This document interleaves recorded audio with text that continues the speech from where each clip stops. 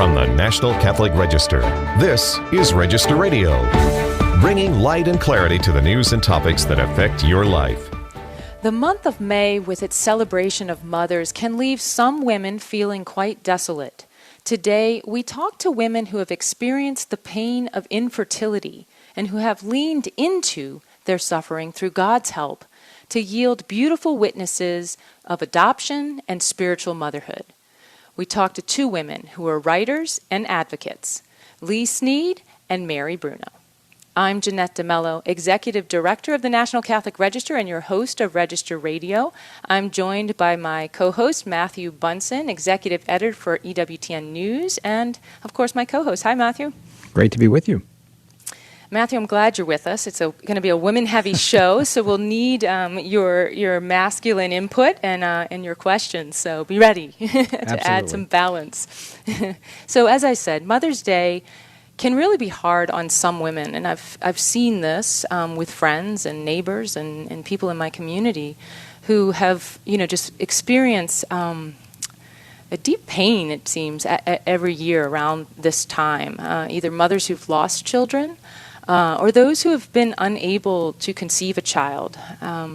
It's just, there's a sadness. And I think we have to recognize that pain. And I have become aware of some women, like our guest today, who have used their experience to make others aware and also to support other women. They've been speaking out. So Leigh Snead is one of these women.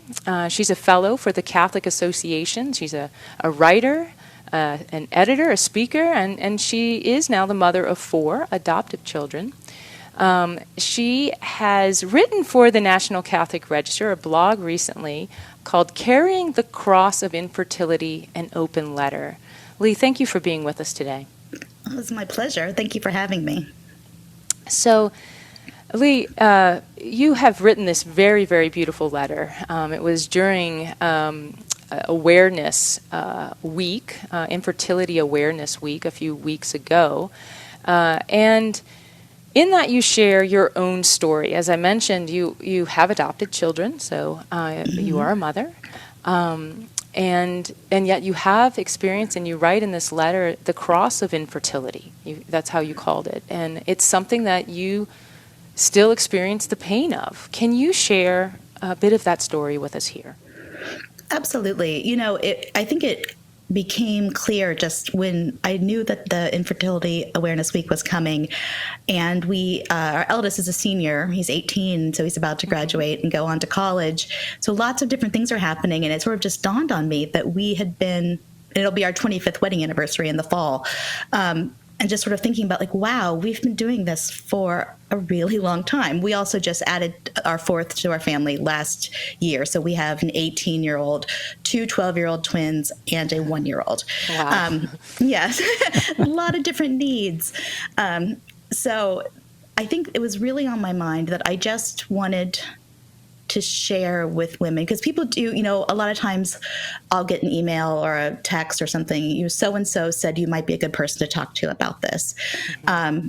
And I realized how valuable I think that, because a lot of those women now who maybe reached out to me 10 years ago have, either persevered and had a successful, time, say, like with a NAPRO doctor, or, they've come to terms with the fact that their spiritual motherhood is for them, or, they've since adopted several children themselves. And I'm normally a private person, but I just thought it was time to sort of gather it all up and share the story, and also to see that it's not, you're not limited by time. There's no need to panic. We've been doing this, for 20 years, and here we are with a new baby still. And I wanted to, not saying that this fixes anything, but that there are different ways to get there. And just because you have setback after setback after setback doesn't mean that you're not going to be able to find fulfillment in your vocation. Leigh, one of the things that jumps out about this beautiful and frankly moving testimony of yours is how involved your husband was from the very beginning of this arduous process. And I'd love to hear a bit more about how the two of you worked your way through this, because I think that's lost on a lot of couples. I think it is too, and I think it can be a very stressful time. You always hear the things about like a family member dying, moving, or changing jobs as some of the high stress events that can happen over the course of a lifetime. But dealing with any kind of fertility issue has got to be up there too.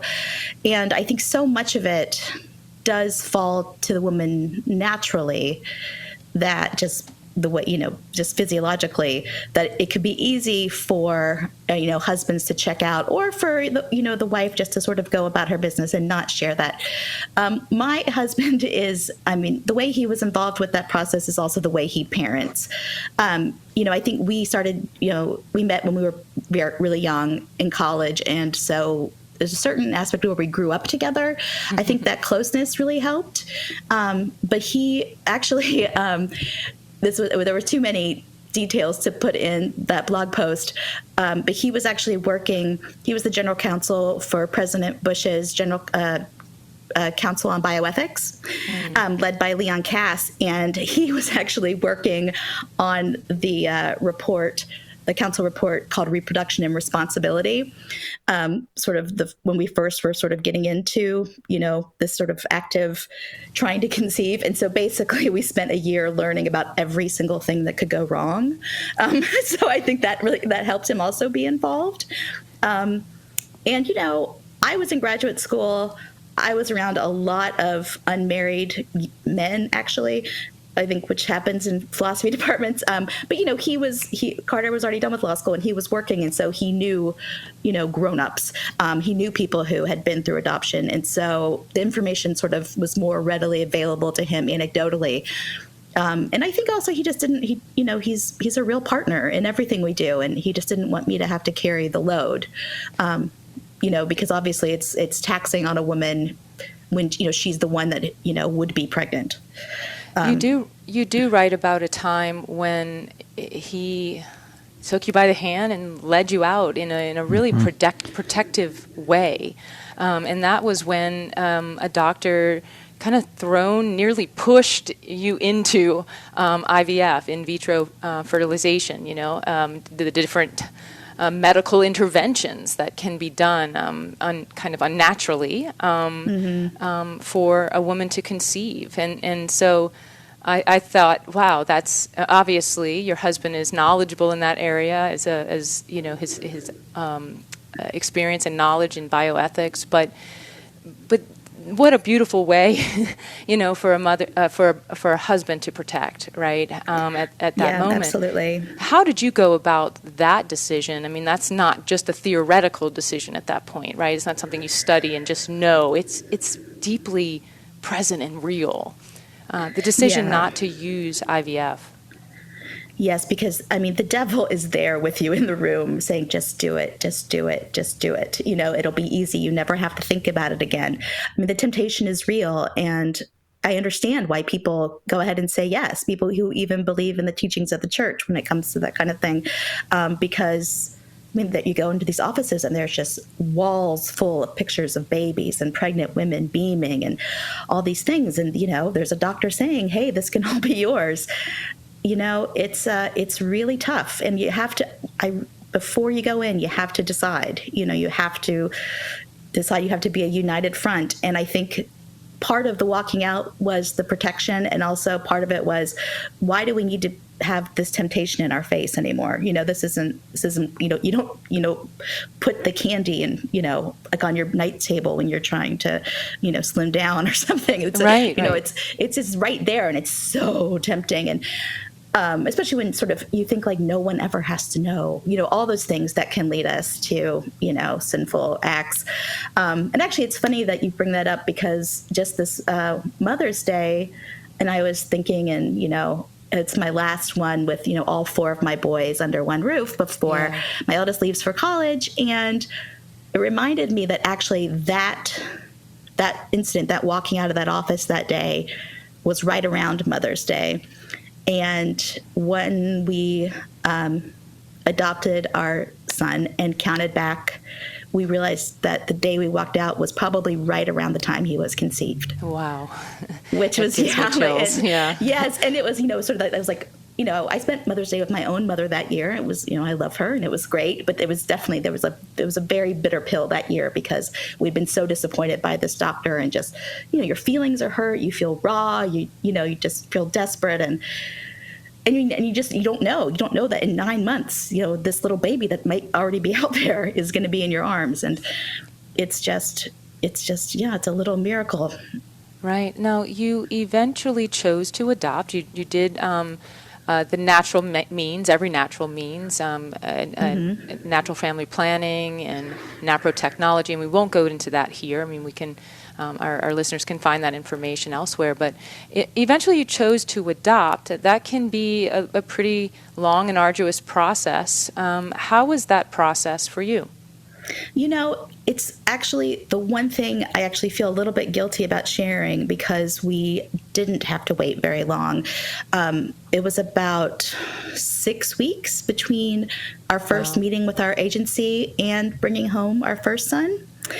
And then when we adopted again with the twins, it was between completing the paperwork and them being born, it was about 48 hours. Wow. Okay. Yeah. We're still probably not quite recovered from that. Openness to life. That's exactly. it. That's what we call it. Exactly. And in fact, we also, sometimes, every once in a while, you get a phone call because somebody knows of a crisis pregnancy, and we always call them maybe babies. And we always call it just saying yes, even if it wasn't the right time, whatever. That was our sort of infertiles open to life. That was our version of it. Just saying yes when a call would come. And, if every maybe baby would worked out, we'd have 27 kids. Right. But and this last baby was about 8 months wait, which again is really short compared to some of the timetables. So I do hate to give false hope, but it can happen. Leigh, you wrote something in that blog. I'm going to read it. It can be easy to think that the cure for infertility is a baby. And you have shared, you've got 4 beautiful children, and yet, that infertility, the fact that you couldn't bear a child in your own womb, has stuck with you, even though the feelings may have faded some. What message do you give to other women who are bearing that cross of infertility today and still feel that pain? Oh, well, it's so hard because when you're in the middle of it, any sort of wisdom just kind of rolls off. You're hurt and you're closed. But there is something, there's something that's comforting in the fact that it's perfectly normal to get pregnant. And there's something unusual about not conceiving that I think there's a certain, I don't know, I think you can kind of think of it as a special blessing if you can. That maybe doesn't come until 20 years later where I am now. But there's the gifts that come with it are, I think, something that, people who do conceive easily and naturally don't get to experience. But just like everything in life, you're no less of a woman, your husband's no less of a man. It's just part of, everyone's got their cross to carry, and yours is, more ongoing and maybe even more visible than many of them. Jesus loves you and you're enough. Absolutely. I think everybody's got a journey, and they've got a path that they are on with the Lord, and to cling to Him seems to me to be the biggest message. And He will reveal His plan and His plan of motherhood, even for those who may be infertile. Leigh, I am so grateful that you have shared such a sensitive story with us here on radio, but also at ncregister.com. And I encourage our listeners to go to ncregister.com and look for the blog, Carrying the Cross of Infertility, an Open Letter. Thank you, Leigh. It was a pleasure to be on today. When we come back, we'll talk to Mary Bruno, who has written the book 12 Stripes Deep about her journey of infertility. This is Register Radio on EWTN. Stay tuned for more.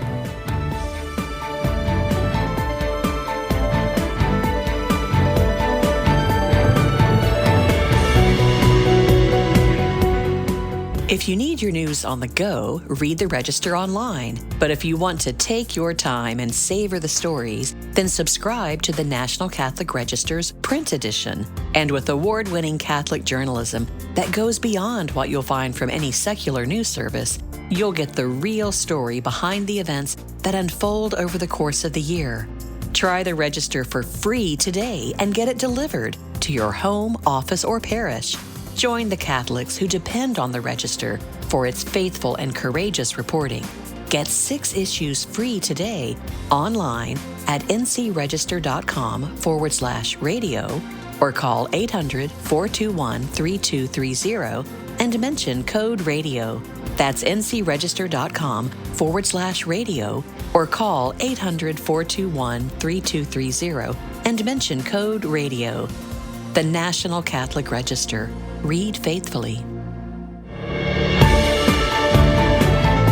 Let's return to Register Radio on EWTN. Welcome back. I'm Jeanette DeMello, Executive Director of the National Catholic Register, and we've been having a conversation about motherhood and infertility. And our last guest spoke about the cross of infertility and how it still can cause pain even if the woman if the couple has adopted children. It's a cross made fruitful through unity with Christ's own suffering and resurrection, and his constant help, of course. Our next guest can testify to this same truth. Mary Bruno is the co-founder and executive director of the nonprofit FamBase, a fertility awareness database and resource center online. She is from the New Orleans area and lives in Mandeville, Louisiana, just like me, with her husband and her daughter. Mary is the author of the book 12 Stripes Deep, How Infertility and Other Suffering Delivered My Greatest Joy. And she can be found engaging women, especially on Instagram at White Lotus Blooming, where she advocates for authentic women's health. Mary, welcome to Register Radio. Thank you so much for having me. So Mary may slip up and call me Jenny because we've known each other for a long time. Our families have known each other. We are now part of the same parish and school community. Our families are just interconnected, but I did not know you. I don't know you as well as I thought. After reading your book, I'm like, wow, you really laid your heart bare, Mary, in that book with sometimes all the raw feelings and in sometimes intimate details that I think is an important, it gives an important picture of your experience, and I'm sure many others have had similar experiences. Can you give me now just a kind of the big picture of your story? Share it with me and, of course, our audience. Yeah, so when I was younger, like most young girls, especially Catholics, I grew up wanting to have a family and have children, like get married and have children. When I was a teenager, I also started to have some severe cramping, so severe physical pain. So eventually, when I got married, I ended up becoming infertile. So I kind of had two parallel stories running here, where I had a lot of physical pain, which ended up being the cause or part of the cause of my infertility. And this was something that just really shocked me, really blindsided me, because like I said, as most Catholic women, we just kind of assume we're going to have children. And when that didn't happen, I sank into despair. But it was ironically that journey of trying to kind of figure out how I can become fertile or fruitful that I learned so much in those darkest days. And so, yeah, it's also a journey of women's health as well. But I learned so much, and that's what ended up, coming into writing the book. That's right. I mean, you write about your experience, your physical experience, at 12 stripes deep, or 12 surgeries.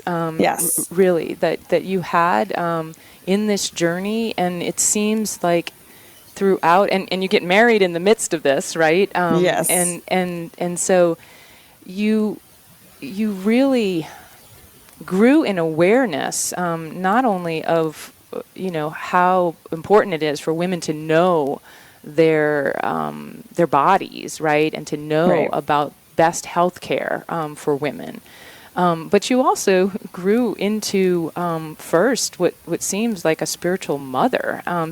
There's so much to talk about. Where do we start? But first, let's describe a little bit the journey of awareness of women's health, because I think that's very important. And you mentioned in this that even though you grew up in a Catholic community and you understood church teaching, especially around morality and some bioethics, right? Yeah. You were really not aware of of the problems that could happen in fertility. That's part of why you wrote the book you described. Right. So what did you come to know, and what do you feel is your message related to women's health? Yeah, it was just so shocking to me that there was so much I didn't know about how my body works, right? And we have this church that promotes more than secular culture, of course, NFP. But what I understood of natural NFP, family planning. Natural family planning was that it was just like there's one method. When you get engaged, you take the class and you learn the system. I had no idea that there were various methods to choose from, and that there was so much to learn about my physical health, that I'm having these severe symptoms, this pain. I had no idea that one of these methods, which I like to refer to as fertility awareness because I think it's more encompassing, could lead to improving my quality of life. Mm-hmm. So there's a part of this that, obviously has something to do with family planning, but there's a lot of it that has to do with just caring for the woman's health. Mm-hmm. And so, that was a big part of me. Like the reason it took me 12 years to be diagnosed, and I just couldn't believe that growing up in this Catholic culture that, promotes NFP, but not this side of it, this fertility awareness side of it. And so that late diagnosis largely led to my infertility because it took me so long to get treated. So, Mary, of course, we haven't named what you've been dealing with yet, but yes. it was endometriosis that really took your fertility, as you've shared in this book, and you really do a lot in this book. I encourage people to pick this up, 12 Stripes Deep. It shares a lot about your journey into health, but so much more than that. And I do want to turn to another aspect that you write about that I think so many women, even women who have born their own children, and those that aren't married yet, need to know about, and that is spiritual motherhood.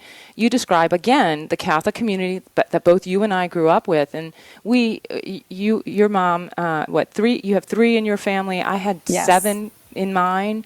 We grew up with a lot of big Catholic families, and most of the time the mother stayed home. Even if she had a career, she left that and stayed home with the kids, and it was a stereotypical big Catholic family scene. And you describe in your book how you had to kind of learn another understanding of motherhood, and I would love to hear more about that experience.